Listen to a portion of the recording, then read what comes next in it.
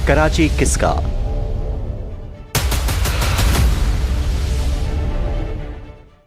तारीख एक ऐसा मौजू है जो अक्सर व बेशतर इबाहम का शिकार रहती है, ख़ास तौर पर कदीम व करोन वस्ता तारीख।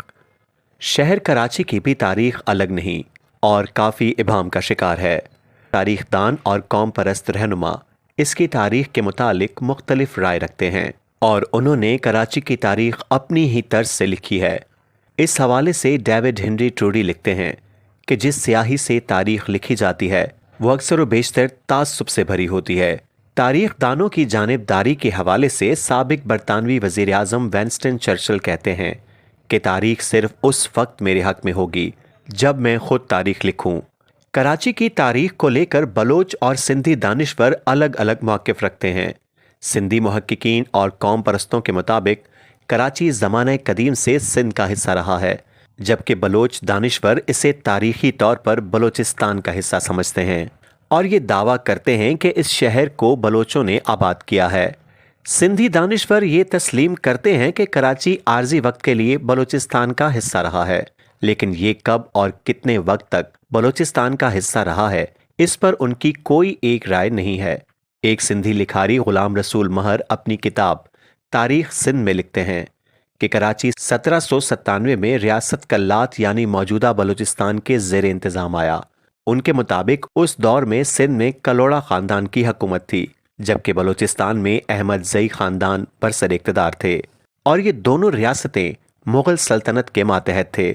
उस दौरान कलोड़ा हुक्मरान और खान कल्लात के दरमियान जंग हुई, जिसके नतीजे में खान ऑफ कल्लात मीर मेहराब खान कत्ल हुए और मुग़ल बादशाह औरंगज़ेब आलमगीर ने बतौर खून बहा कराची बलूचिस्तान को दे दिया। जबकि एक और लिखारी अजीम शान हैदर अपनी किताब हिस्ट्री ऑफ कराची में लिखते हैं कि 1780 के वक्त तालपुरों ने कलोड़ा हुकूमत के खिलाफ बगावत की।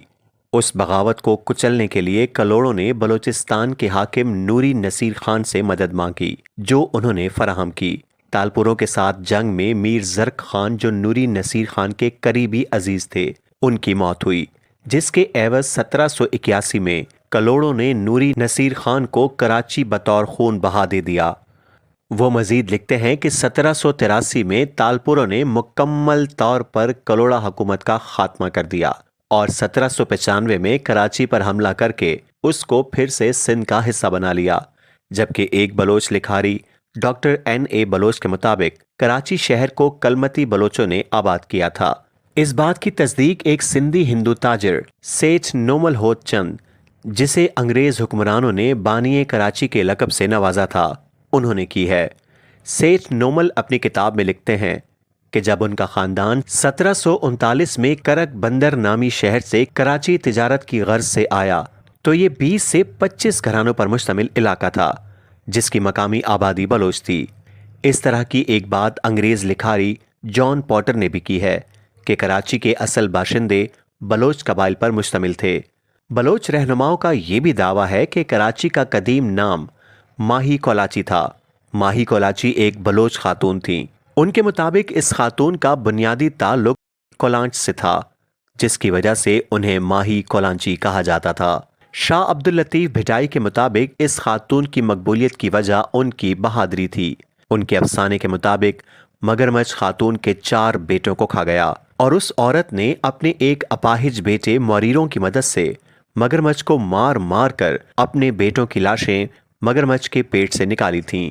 कोलाची आज भी एक मशहूर बलोच कबीला है जो डेरा इस्माइल खान में आबाद है। इस कबीले के मुतालिक कहा जाता है कि उनका असल जामा नंद कोलांच था। कोलाची के अलावा और भी बलोच कबाइल हैं जिनकी वजह तस्मिया उनका बुनियादी इलाके हैं, जैसा कि बुलेदी जो सिंध का एक बड़ा बलोच कबीला है, उनकी वजह तस्मिया मकरान का इलाका बुलेदा है। दश्ती या दस्ती कबीला जो बाकसरत से सिंध और पंजाब में आबाद हैं, उनकी वजह तस्मिया तुर्बत का इलाका दश्त है।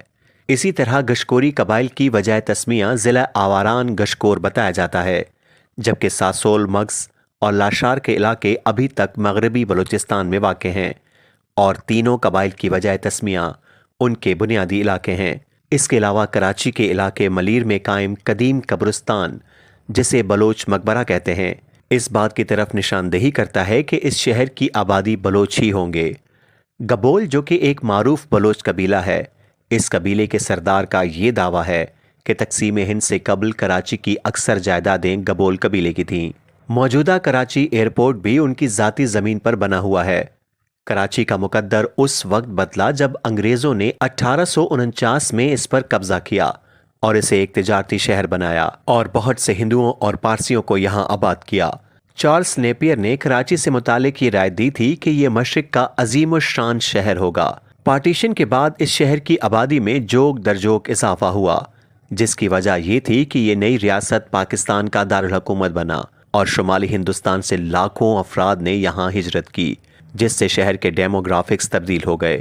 کراچی پورٹ سٹی ہونے کی وجہ سے ملک کے مختلف حصوں سے لوگ روزگار کے لیے کراچی آئے، خاص طور پر خیبر پختونخوا سے، اور بہت سے لوگ اسے دنیا میں پشتونوں کا بڑا شہر سمجھتے ہیں۔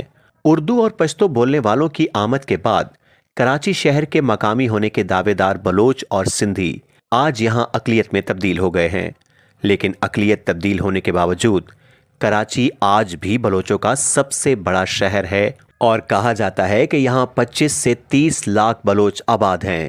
بلوچوں کی اتنی بڑی تعداد نہ کوئٹہ میں، نہ خضدار اور نہ ہی زاہدان میں آباد ہیں۔ دیگر بلوچ علاقوں کی نسبت کراچی بلوچوں کے لیے ایک اور لحاظ سے اس لیے بھی منفرد ہے کہ یہاں بلوچی کے تینوں لہجے مکرانی، رخشانی اور سلیمانی بیک وقت بولے جاتے ہیں۔ لیاری میں اکثر آبادی مکرانی بلوچی بولتے ہیں، جبکہ ساحل سمندر جیسے کہ مبارک ولیج اور ہاکس بے میں اکثر جھالاوان سے ہجرت کر کے مختلف قبائل آباد ہوئے، جیسا کہ ساسوالی، ساجدی، میروانی، سیاپاد وغیرہ۔